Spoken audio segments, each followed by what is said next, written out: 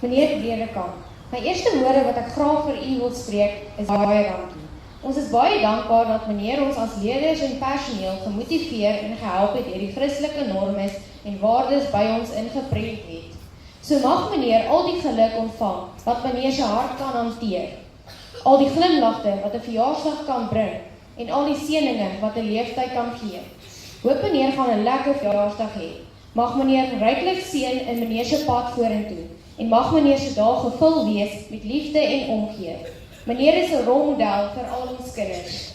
Gaan groot en geniet meneer se dag. Dankie.